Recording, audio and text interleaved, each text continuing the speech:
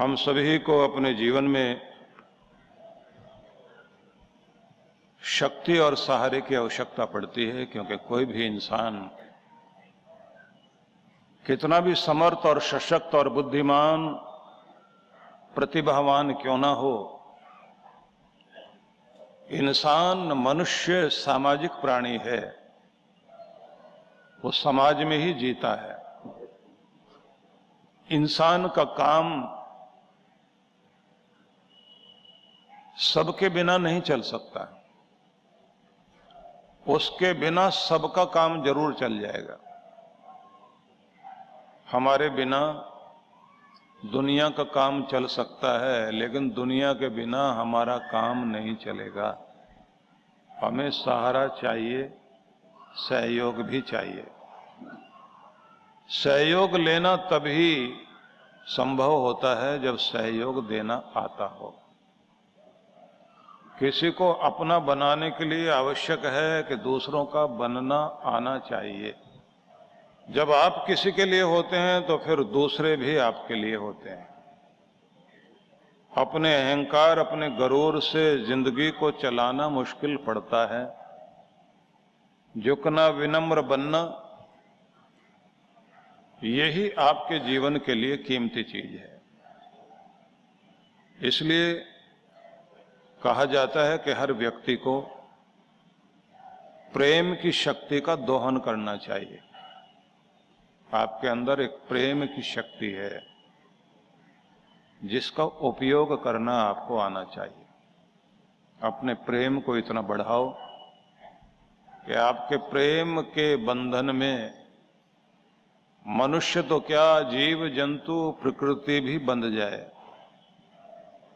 यही प्रेम श्रद्धा है, यही प्रेम आदर है, यही प्रेम स्नेह है, यही वात्सल्य है, यही प्रेम ममता है, यही प्रेम दोस्ती है, यही प्रेम संबंध भी है, और यही प्रेम भक्ति बनता है। इसी प्रेम के धागे में दुनिया बंधती है, और इसी के माध्यम से आप ईश्वर को भी अपने से जोड़ पाते हैं और उससे जुड़ पाते हैं।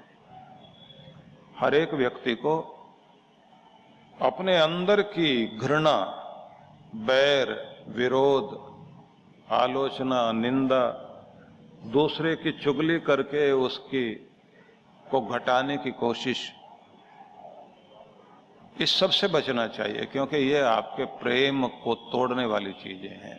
उससे भी ज्यादा जरूरी चीज है स्वार्थ, जो है वो प्रेम का दुश्मन है। और त्याग, सैक्रिफाइस, ये प्रेम को बढ़ाता है। जब किसी का पता लगता है ये तो बड़ा मतलबी इंसान है, झूठा, फरेबी और दिखावी, बनावटी इंसान है, तो लोग उससे दूर भागते हैं।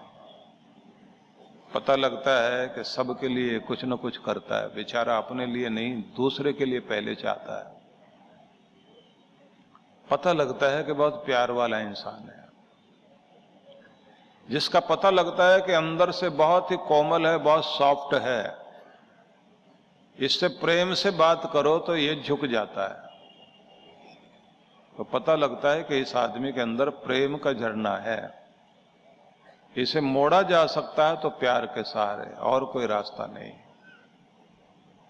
इसलिए कहते हैं कि भगवान का मार्ग भी प्यार का मार्ग है। सूफी लोग कहते हैं ना कि तुम जमाने की राह से आए हो भगवान के पास, तुम जमाने की राह से आए हो, वरना बहुत आसान था रास्ता दिल का। अगर दिल के रास्ते से आते तो बहुत आसान पड़ता। तुम इतना घूम घूम के आए हो, इतने तरीके ढूंढे तुमने, इतना दिमाग लगा दिया, इतनी उछल कूद कर ली।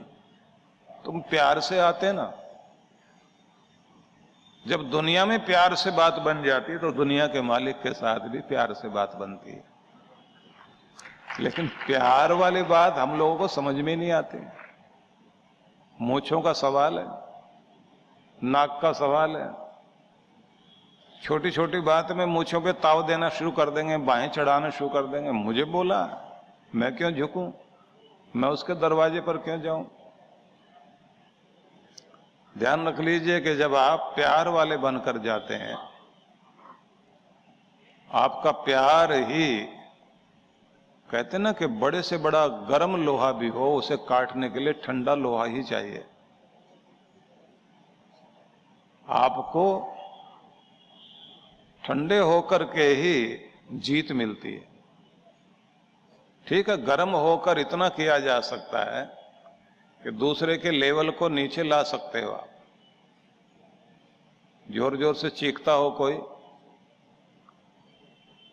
तो आपको उससे ऊंची आवाज करनी पड़ती है। लेकिन आखिर में क्या होता है, जब लगता है कि दोनों बराबर के हैं, आखिर में दोनों ठंडे होंगे, शांत होंगे, बात बनेगी। पति पत्नी के रिश्तों में भी एक बड़ी महत्वपूर्ण बात है, जब दोनों एक दूसरे को हराने पे तुल जाते हैं तो कोई नहीं हारता, प्यार हार जाता है। ये ध्यान रख लेना।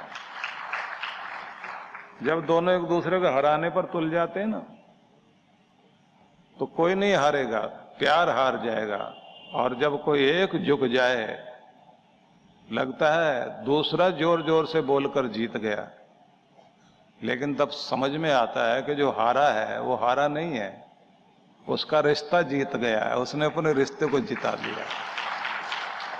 उसे ये पता है कि इसके गुस्से से कहीं मेरा प्यार ना हार जाए, तो मुझे अपने प्यार को जिताना है, खुद को भले ही हरा लें। इसलिए कोई हार पहनाता है तो दूसरा गर्दन झुकाता। ब्याह शादी के मौके पर तो लड़का लड़की दोनों वर वधू खड़े होते हैं ना, लड़के के दोस्त खड़े रहते हैं और वो कहते हैं झुकना नहीं, सीधा रहना, सीधा रहना, गर्दन झुकने नहीं देना, और उसको और ऊंचा कर देते हैं। क्योंकि मर्द का सवाल है, मर्द को झुकेगा। लेकिन जब आप अपने अहंकार को लेकर बैठेंगे तब बात नहीं बनती। जब दोनों एक दूसरे के, क्योंकि हार का मतलब जीत में तब बदलता है जो हार पहनाए जाते हैं ना, जब दोनों एक दूसरे के सामने झुक जाते हैं। विवाह में एक विधि होती है, जब लड़की का और लड़के का दोनों का जीजा बुलाया जाता है। खास तौर से लड़के के जीजा को बोलते हैं कि तुम आओ, दोनों के सिर को मिलाओ, सर जोड़ी कराते हैं। तो उसका मतलब होता है कि भाई अगर अपनी घर गृहस्थी में सफल होना है तो दोनों अपने सिर दिमाग मिला के चलना, और मिलोगे तब जब दोनों अपनी खोपड़ी को झुकाओगे। अगर झुकाओगे तो मिलोगे, और मिलोगे तो जियोगे। और अगर अपनी अपनी खोपड़ी की अकड़ रखी तो फिर बात बनने वाली नहीं है। तो इसलिए प्यार जहां है वहीं जीत है। तो ईश्वर की कृपा भी प्यार से ही मिलेगी। इस दुनिया में भी सफल होना है तो प्यार से ही सफल हो सकते हो। जब कोई दो लोग आपस में झगड़ा करते हैं, एक दूसरे का हाथ पकड़ पकड़ कर खींच रहे होते हैं और जोर जोर से बोल रहे होते हैं, तो किसी ने पूछा अपने गुरु से कि ये लोग इतने नजदीक हैं, एक दूसरे का हाथ पकड़े हुए हैं, और फिर इतने जोर जोर से क्यों बोल रहे हो? तू मेरी सुन, वो कहता तू सुन पहले। कि इनको तो धीरे से भी बोले तो भी सुनाई देगा, ये जोर से क्यों बोल रहे हैं? इतने नजदीक हैं। जब गुरु से पूछा तो गुरु ने कहा तुम्हें दिखाई देता है बहुत नजदीक है, ये जोर से इसलिए बोल रहे हैं, इतना चीख चीख कर बोल रहे हैं क्योंकि अंदर से दोनों एक दूसरे से बहुत दूर हो गए, इसलिए चीखना पड़ रहा है। और जब दो प्यार वाले लोग बैठकर बात कर रहे होते हैं तब लगता है कि बैठे तो दूर दूर हैं लेकिन इतना धीरे से बोलते हैं, दोनों को सुनाई देता, बाकी बराबर वाले को नहीं सुनाई देता। क्यों? बाहर से दूरी जरूर है लेकिन अंदर से दूरी नहीं है। और कमाल तो तब होता है कि जब ज्यादा दूर बैठे होने के बाद भी एक दूसरे की भावनाओं को समझते हैं, क्योंकि अंदर से मन बोल रहा होता है, दिल बोल रहा होता है और दिल ही सुन रहा होता है, क्योंकि प्यार इंसान को एक कर देता है। जिन पति पत्नी में बहुत ज्यादा लगाव होता है ना, उनकी तो शक्लें भी मिलने लग जाती हैं। बहुतों की तो शक्लें ऐसी हो जाती हैं समझ में नहीं आता पति पत्नियां या भाई बहन है। लेकिन ये प्यार बनेगा कैसे? जब एक दूसरे के प्रति सैक्रिफाइस करें और दूसरे की अच्छाइयों को गिने, कमियां नहीं। अमेरिका में शिकागो में एक डॉक्टर है जो साइकोलॉजिस्ट है। बड़े बड़े जोड़े जो है पति पत्नी, उसके पास में अपनी समस्या लेकर आते हैं, जिनका रिश्ता टूट रहा होता है ना, तो वो कहता है कि भाई सबसे पहले तो मैं तुम्हारा ट्रीटमेंट तब करूं या तुम्हारे लिए कुछ करूं जब तुम पहले जो मैं कहूं उसे पूरी तरह से मानोगे और पालन करोगे।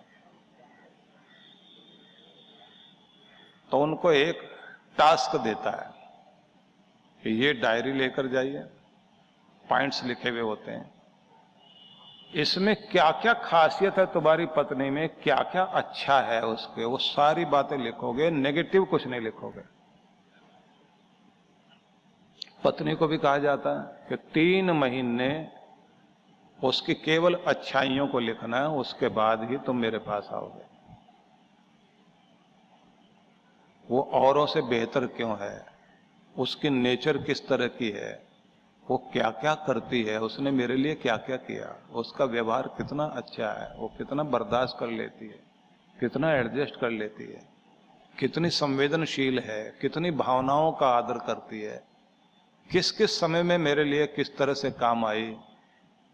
सारी सब तरह की बातें पत्नी के लिए लिखो, ऐसे पति के लिए।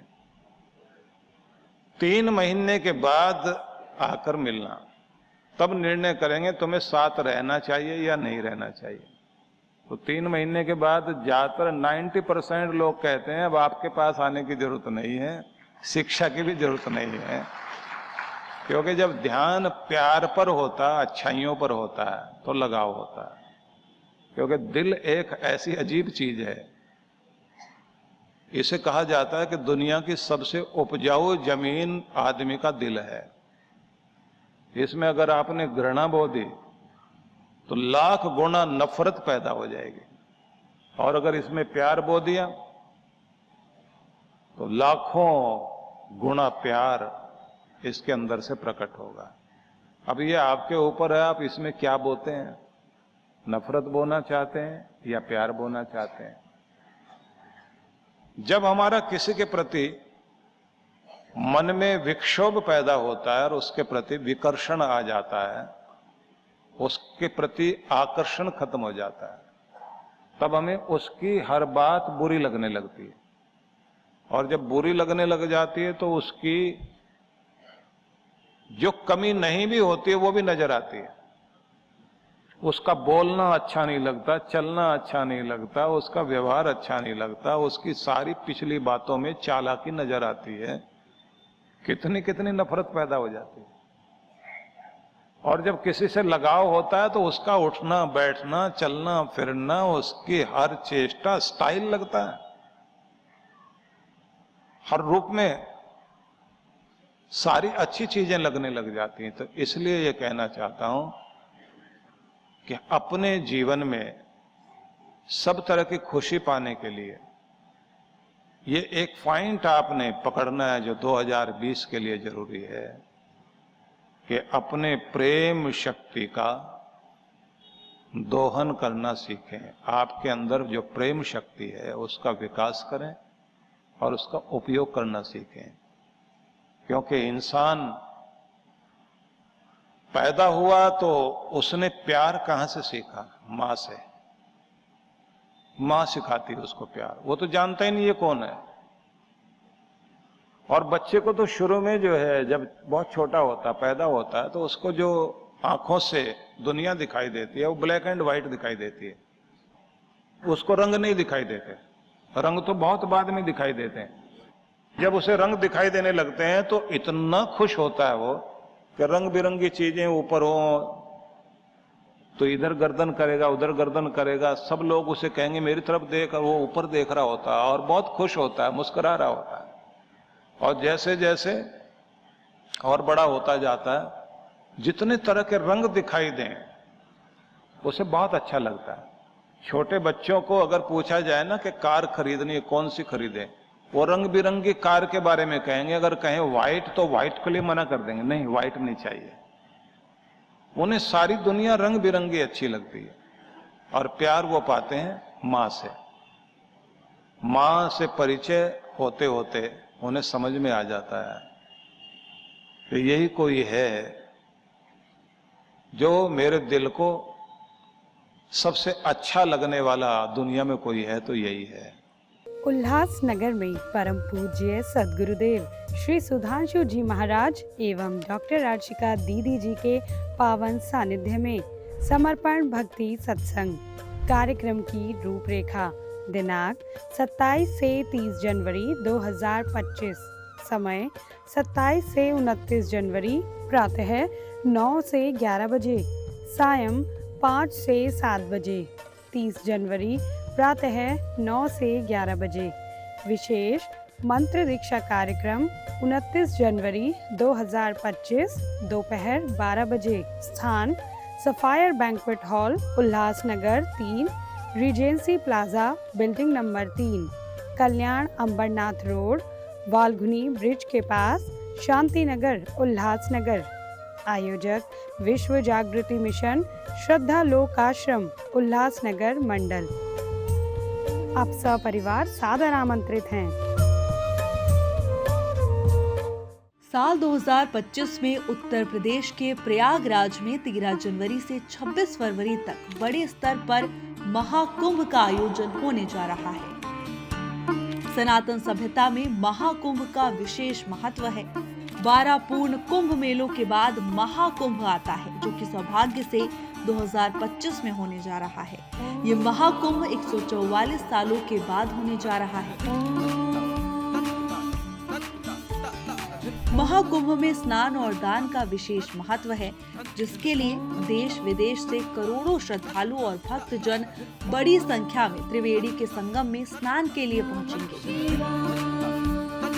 प्रयागराज महाकुंभ समागम के पावन अवसर पर परम पूज्य सद्गुरुदेव श्री सुधांशु जी महाराज एवं डॉक्टर अर्चिका दीदी जी के पावन सानिध्य में अमृत भक्ति सत्संग का आयोजन होने जा रहा है। दिनांक 21 से 23 जनवरी एवं 4 से 7 फरवरी 2025, जिसमें विशेषकर ध्यान, यज्ञ, अनुष्ठान, सत्संग एवं अमृत गंगा महाआरती होगी। इनमें आवास एवं भोजन व्यवस्था भी उपलब्ध है। स्थान सुधांशु जी महाराज कुंभ धाम, प्लॉट नंबर 46, सेक्टर 6, नाग वासुकी मार्ग, प्रयागराज, उत्तर प्रदेश। आयोजक विश्व जागृति मिशन। संपर्क सूत्र। आप सभी सपरिवार सादर आमंत्रित हैं। आयोजन में भाग लेने के लिए अपना नाम पंजीकृत करवाने के लिए संपर्क करें।